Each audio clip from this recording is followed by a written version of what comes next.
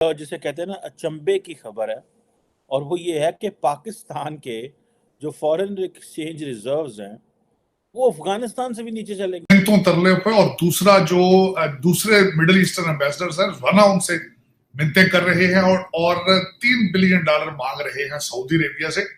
और अभी अपना फर्स्ट ट्रिप हमारे सैयद साहब लेकर जाएंगे, आसिम मुनीर साहब, और पहले ट्रिप में ही पैसा मांगना पड़ जाएगा, उनको मांग रहे हैं। तो उस दिन से लेके आज, उस दिन थे 7.5 अरब के ज़खायर थे और बड़े परेशान थे हम लोग जी।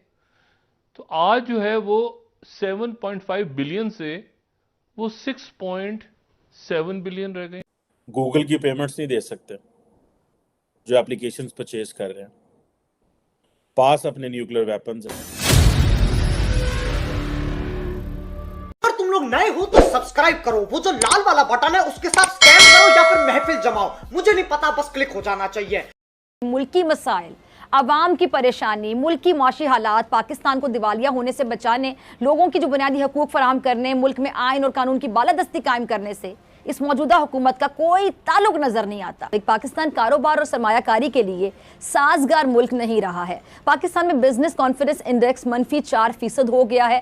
कारोबारी एतमाद में 24% कमी खिदमात के शोबे में आई। परचून के कारोबार में 22 और पैदावार के शोबे में 20% कमी रिकॉर्ड की गई है। सदर OICCI ने सूरत हाल को मायूस कुन करार दे दिया है। पाकिस्तान के मुआशी मसाइल ने आवाम पर महंगाई का बोझ पिछले साल की निस्बत 3 गुना बढ़ा दिया। बेरोजगारी जो उसमें भी इजाफा हुआ है। बिजली गैस की लोड शेडिंग की वजह से रिहायशी इलाकों के साथ साथ सनती और कारोबारी इलाके भी शदीद मुतासिर हो रहे हैं। अच्छा, बिजनेसमैन ये भी शिकायत कर रहे हैं कि उनके दरामदशुदा माल के लिए बैंकों की तरफ से फॉरेन करेंसी में होने वाली अदायगियों में ताखीर की जा रही है।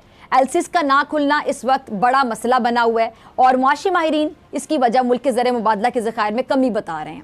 IMF की जानिब से पाकिस्तान को दी जाने वाली अगली किस्त अभी तक जारी नहीं की गई और गुज़िश्ता 6 महीने के अंदर बेरोजगारी में 22% इजाफा हुआ है। तवानाई की पैदावार में 9.3% कमी, पेट्रोलियम मसनूआत की सेल में 20% कमी, गाड़ियों की सेल में 47% कमी हो चुकी है और हुकूमत मुसलसल कोशिशों के बावजूद मुल्की बरामदात में इजाफा करने में कामयाब नहीं हो सकी है। जबकि गुज़िश्ता माह नवंबर के दौरान महाना और सालाना बुनियादों पर बरामदात में कमी देखने में आई है। नवंबर के दौरान सालाना बुनियाद पर बरामदात में 18.34% कमी हुई है, जबकि महाना बुनियादों पर बरामदात में 63% कमी हुई है। जुलाई से नवंबर के दौरान बरामदात में 3.48% कमी हुई थी और गुज़िश्ता माह नवंबर के दौरान बरामदात 2 अरब 36 करोड़ 90 लाख डॉलर्स रही, जबकि जुलाई से नवंबर के दौरान बरामदात का जो हुजम है वो 11 अरब 93 करोड़ 20 लाख डॉलर रहा।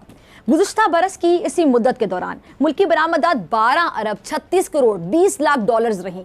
मुल्की तजारती खसारे में रवा माली साल के पहले 5 महीनों में सालाना बुनियादों पर 30% की कमी देखने में आई, जबकि मुल्की बरामदात में सालाना बुनियादों पर 3% और दरामदात में 32.98% कमी हुई है। जारी किए गए अदाद शुमार के मुताबिक जुलाई से नवंबर के दौरान तिजारती खसारे का हुजूम 14.41 अरब डॉलर रिकॉर्ड हुआ था, जो पिछले माली साल के इसी अरसे के मुकाबले में 30% कम रहा है।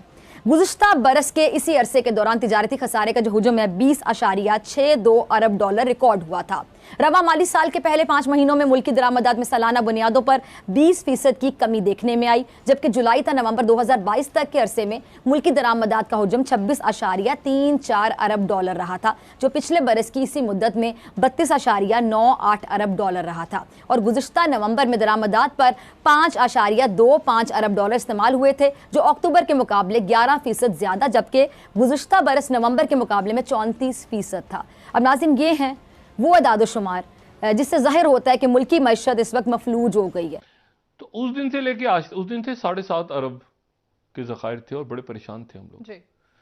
तो आज जो है वो 7.5 बिलियन से वो 6.7 बिलियन रह गए। 6.7 जी, 700 मिलियन गायब हो गए। नहीं, हफ्ता नहीं हुआ, अभी तो 4-5 दिन ही हुए हैं। 700 मिलियन गायब हो गए। 700 मिलियन किधर गए हैं, कहाँ गए हैं, क्या हुआ, कुछ नहीं पता। आज हमारे 6.7, उस दिन 7.5 थे। अब ये कहाँ गए 700 मिलियन, ये खुदा जाने। तो एक गैर एलानिया, अब जो इंपॉर्टेंट बात है वो ये है कि एक गैर एलानिया माशी इमरजेंसी मुल्क में नाफिज हो चुकी है। अनअनाउंस्ड फाइनेंशियल इमरजेंसी नाफिज हो चुकी है। और उसमें क्या होता है फाइनेंशियल इमरजेंसी में? आपकी एलसीज नहीं खुलती। 450 तो जो खड़े हुए हैं, ये प्याज और अदरक और लहसुन और ये सारे कराची की पोर्ट्स पे खड़े हुए हैं, और वो खराब हो रहा है सारा माल, एलसीज नहीं खुल रही। आप ट्रैवल नहीं कर सकते, आपके रिस्ट्रिक्शंस लग गई हैं, आपके डॉलर अकाउंट्स में से पैसे नहीं निकाल सकते आप, मतलब है कि वो आपको स्टेट बैंक जाना पड़ेगा। ये होते हैं ना, ये फाइनेंशियल इमरजेंसी। और क्या होती है? इस तरह की पाबंदियां जब लगनी शुरू होती हैं तो ये फाइनेंशियल इमरजेंसी का ही एक स्टेप है ना। अगले स्टेप पे आप और कुछ कर देंगे। तो actually for all practical purposes एक फाइनेंशियल इमरजेंसी है। ये नॉर्मल नहीं है हालात इस वक्त मुल्क के मईशत के, जहां पर पाबंदियां, जैसे एलसी बंद नहीं खुल रही, ताजिर क्या करें, अद्वियात की किल्लत, पैसे 3 अरब रुपया, अच्छा 3 अरब डॉलर लेने जा रहे हैं सऊदी अरब, ये क्या है खुद अल्लाह जाने। अगले हफ्ते तो इसी हफ्ते या चंद दिनों में हमारी अस्करी क़यादतें भी जाना है सऊदी अरेबिया। अच्छा IMF जो है उससे डिक्टेशन नहीं लेंगे। क्या लेंगे? पैसे।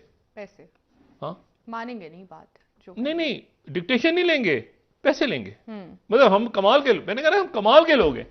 डिक्टेशन नहीं लेंगे, पैसे लेंगे। और हम कह रहे रशियन ऑयल आएगा, और मैं बार बार पूछ रहा हूं कि वो ऑयल का करना क्या है? वो तो आप इस्तेमाल नहीं कर सकते, ना फैक्ट्रीज में ना गाड़ियों में। रिफाइनरीज के लिए इंफ्रास्ट्रक्चर नहीं है। उस तेल को आप खाना पकाने के लिए इस्तेमाल करेंगे, सर के बालों में डालेंगे, उससे आप लोगों की मालिश करेंगे, क्या करेंगे? उस तेल को आप, रशियन ऑयल को तो आप इस्तेमाल नहीं कर सकते फैक्ट्रीज में या गाड़ियों में, बस ट्रक की बत्ती। तो सर उसकी रिफाइनरी के लिए क्या करना पड़ेगा? अभी तो नहीं हमारे पास नहीं है वो नहीं तमाम वो कहां से, कौन से ट्रक की, किस, कहां सा, कहां हुआ, कब आएगा, कैसे आएगा?